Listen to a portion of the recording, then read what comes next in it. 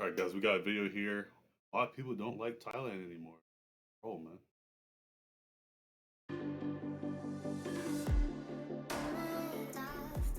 I've just left Thailand to come to Australia after being there for 2 months, and it always surprises me how many people I speak to that say they don't like Thailand. Now, I think there's a few main reasons why this is, and if you've never been or if you've been before, stay tuned and keep watching, because you'll either agree with me for the reasons that people don't like it, you'll disagree with me, or before you go, you'll have a little bit better information about what the place is like rather than going and expecting something different than what the reality is.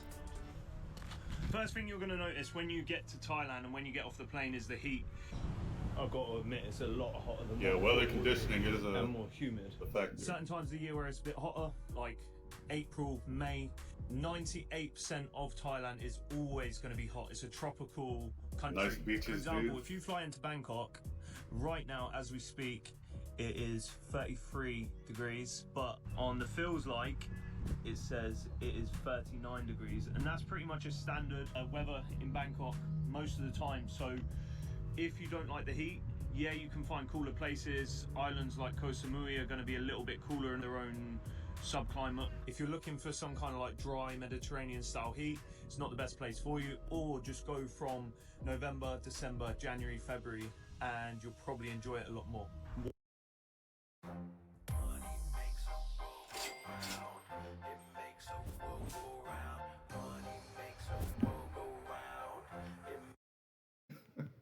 What you might be used to in Europe is going to be worlds apart from Thailand. What you might be used to in the US or Australia is going to be worlds apart. I personally love the heat and I love the culture, I love the lifestyle. If you don't enjoy the chaos and noise and hustle and bustle that is associated with Southeast Asia, you might not like it. The roads are a little bit crazy. The noise in general is a little bit louder. There's a lot of vehicles. Is that just a Thailand thing, guys? Or is that just all over Southeast Asia? Curious. The loud noises. Because I do want to be in my apartment, man, just quiet. There can be a lot of pollution. Too much noise. There's all of these things. So if you don't like the chaos, if you don't like the noise, maybe it might not be right for you. Personally, for me, and you're going to notice a trend throughout this video, the things that most people say they don't like when they say they don't like Thailand are the things that I do like, and the reason I keep going back. Also got a few other things like clothing, and the etiquette that you should treat people with is very different to other places. Now, you'll get used to this. It's nothing like you turn up and you get one thing wrong and everyone goes at you. You'll get used to what's right and what's wrong and what you should do and what you shouldn't do. It is just different to especially what I'm used to back home. Oi, nearly got a shirt on. Now, if you're down in the islands, you can pretty much bypass most of these things because it's been so driven towards tourism now that the traditional ways of life and the culture of Thailand just doesn't really apply there for the most part. So if you've been to some of the islands, you're thinking, don't know what you're talking about. That's why.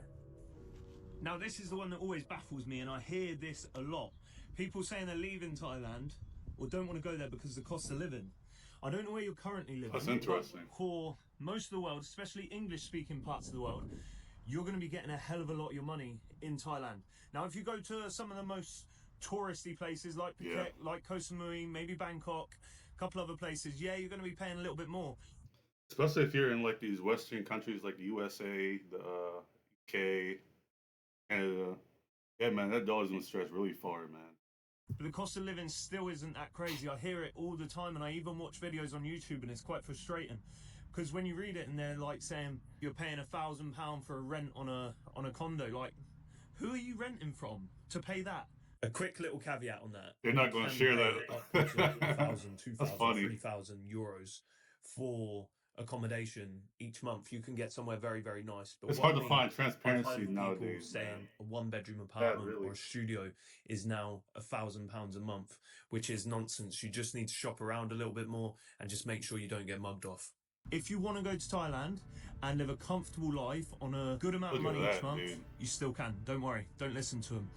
What I will say is people that say it's super cheap, like you can get by on £500 or €700 a month. I think they are living like a local. A big part of going to Thailand and being in Southeast Asia for me is living a nicer life than I could back home. The cost of living still isn't anywhere near what you'll be paying in most of Europe, and for what you get for an apartment, for food, for drinks, or on a night out, transport will all be so much better than what most of these people are used to.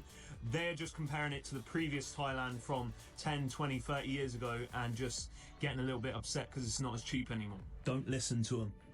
By the way, I am a 30-year-old man walking over a skate ramp with a backpack on, and the thing I like about being in an area where nobody knows me is if I'd done this back home, I'd probably be locked up, or my friends would be filming me, and it'd be in about 10 group chats. But it's not here because no one knows me, so I don't really care. Let me walk and talk. The laws and the government can be strict, and they've got a little bit of a name for themselves in Thailand, especially amongst tourists. Now, I get it, I understand. However, let me put a little bit of a different spin on it. People ride around on scooters and motorbikes all day, every day, without helmets on in Thailand. And one thing that is illegal in Thailand is to ride a scooter or a motorbike without a helmet. People do that all day, every day, and occasionally you hear of someone getting a fine. Now, I understand the locals do it and they kind of get a pass, but imagine if your country, like the UK, had a law saying you had to wear a helmet on a motorbike and you went past the police. You would get stopped instantly. They would blues and twos you straight away. They would pull you over, you'd get a fine, you'd probably get points, and if you'd done it again, you'd lose your license. Now, in Thailand, just because the laws are generally quite relaxed, when things do get enforced, they kind of get enforced quite firmly. And that's where people get upset. And I get it, but we're going in someone else's country.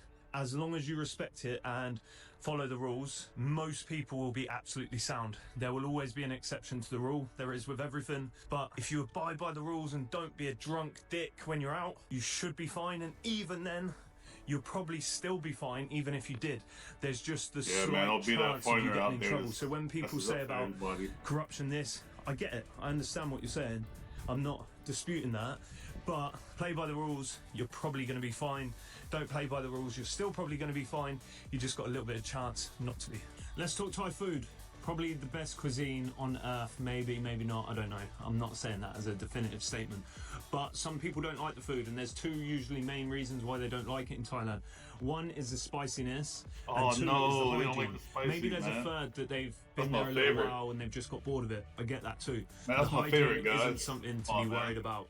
Millions of tourists go to Thailand each year, and millions of tourists are absolutely fine. There's just the odd occasion when you're not. And if you come from a Western society like me, our hygiene is so much higher that our bodies just aren't used to different levels of bacteria or different ways of cooking, different ways of handling things. But it's just the way they do it, and they operate and they're sound on a day-to-day basis, so it's more than likely you will be too. So don't stress about that part. I've eaten in some questionable places and I've been sick once, and it was probably my own doing rather than them. So generally the hygiene is sound, and the more you're exposed to...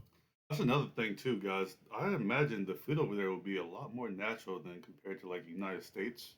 I'm not sure about UK. UK might actually have some food laws that I think they actually put like, there's like American product over there, like candy and whatnot in this process. UK is gonna put like a label on it in this process. I guess they're more healthier than the United States, but United States foods, man, you gotta be very careful because everything is just so processed, man. So if you go to these other countries where everything is so natural, that's like a breath of fresh air out there, man. You just live longer too. That's another thing to think about. Little bits of bad bacteria or whatever, however it works, you're going to be even stronger with your stomach and be able to eat more and more. The spice is one of them where you just choose the spice level that you want. Most Thai food has spice in and has chilies because they can tolerate it, and it's the way they've always eaten. But there's plenty of dishes that don't, and if you want to eat Western, you can. Western food's going to be a little bit more expensive, but some people just don't like Thai food. They don't get on with it. Oh, no. This one I can get on board with, and I do agree fully. It's over-tourism in certain areas, like Phuket. You can feel it when you're there. It's not the same as other parts of Thailand, and it's got a feel that it's no longer traditional Thailand anymore. The locals aren't maybe as friendly as what you'd expect elsewhere in Thailand, with it being such a friendly country, and the way of life, the prices, the way of life is roads, a lot different. the foreigner to Thai ratio is all off. So I get that. In parts, certain people probably don't like Thailand because of the over-tourism. I still don't think, for the most part, if you dodge the busiest times of year, that it is overly populated with tourists everywhere. I still think you have some nuggets once you get out of the main areas, and you can still go down to the beach early in the morning sometimes and have it all to yourself. So yes, it is getting more crowded with tourists. Yes, if you go to other countries, you might have less tourism, but there's a reason people go to Thailand, and it's because it does now cater very, very well for tourists. So for me, the fact that it's got some of my home comforts and the modern amenities that I'm used to outweighs the fact that there's more tourists there now. Otherwise, what would I expect? Going there and having shopping centres or Western food and all of this, but just to myself? Just wouldn't happen. You can't really have both, so I'll just take that little bit of extra volume of tourists for being able to have a burger, have a pizza, or go somewhere that has a bit more of a home feel when I actually feel like it, or when I just fancy a change from the normal food or the normal restaurants. Yeah, I'm pretty sure the American Now this food next over there one is a lot a more fact. expensive, There's no disputing it. but still cheap. The in language America. barrier is a thing, and wherever you go in Thailand, English is not their first language. It's not remotely close to Thai in any way, shape or form. The languages couldn't be further apart, yet they do speak English enough for us to be able to get by. And that's not everywhere. Some places people don't speak any English, but some places you'll get a little bit, especially if you're in the more touristy areas. Now it's enough to get by, it's enough to communicate, it's enough to rent a scooter, it's enough to book a hotel, it's enough to order a meal, but is it enough to have a proper decent conversation without it being very broken? Not for the most part. I would say over 95%, even in the more busier areas, will not speak amazing English, but we don't speak amazing Thai. So if you're going there long term and that is a struggle for you, I understand why you would want to leave and why it wouldn't be right. Potentially try learning the language could be an option. It is difficult, but some people do it, and I've toyed around with the idea and might do it also. The transport and transportation, the modes of transport and just the general traffic can be a little bit questionable, maybe a little bit dangerous at times, or feel a little bit dangerous. I know more than a handful of people that have came off of motorbikes or been in accidents in Thailand. It does happen. I also know a lot of people that have never had an accident, and I understand the roads are dangerous. I can't talk on here and say they're not. They can be dangerous, and that's why you've just got to take as much precaution as you can. Maybe if you're not confident on a bike particularly, don't go out on one. But you can get taxis everywhere. You can get scooter taxis, car taxis. Now, depending on where you are and depending on what times you travel, there's going to be a lot of traffic. But if traffic bothers you, just don't travel during rush hour. Yeah, that makes sense. For a little savings, Specialist Dang, bro, the ads, bro. Miller buys in bulk. For a lot of savings, or get public transport. And I forgot, this is me from the future coming back to the past. If you know your nan, granddad, mum, dad, auntie, uncle, even cousin or brother who is coming out to Thailand or going out to Thailand and they are not confident on a bike, or you're worried about them getting on a bike, discourage them and tell them not to ride. I've seen some moody drivers riding along, wobbling along. I've seen a scooter hit and take out a cone. I've seen people stack it round corners. Like, luckily I've never seen anything fatal or really, really bad happen, even though it does happen quite regularly. But if somebody's not confident on a bike and you're their family member or friend, to give them a little nudge in the right direction, because ain't no one want to see your mum, dad, nan, granddad, auntie, uncle on a bike wobbling around on the roads, just an accident waiting to happen.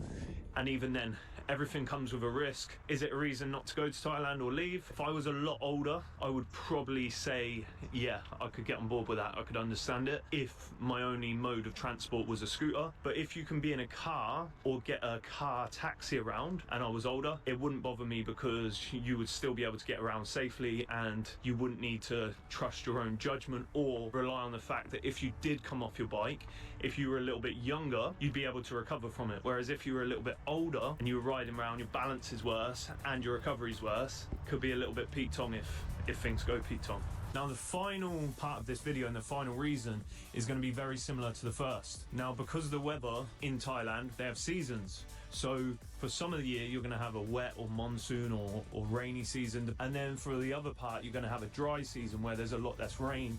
It's a bit cooler and it's a bit less humid. So people can get a little bit annoyed with having only a few months a year where they're guaranteed sunshine, but that's in a my nice experience, place, man. in the rainy season, you're still going to get a lot of sun. You're just going to get a lot more rain than what you would do in the other months. The dry season for most of Thailand is between late November, December through till early March. So keen to hear. If you disagree with me, tell me in the comments, but make sure you say why. Don't just say. That was a good video, guys. It seems like Thailand might actually be a viable option, bro. Yeah. See you guys on the next one, man.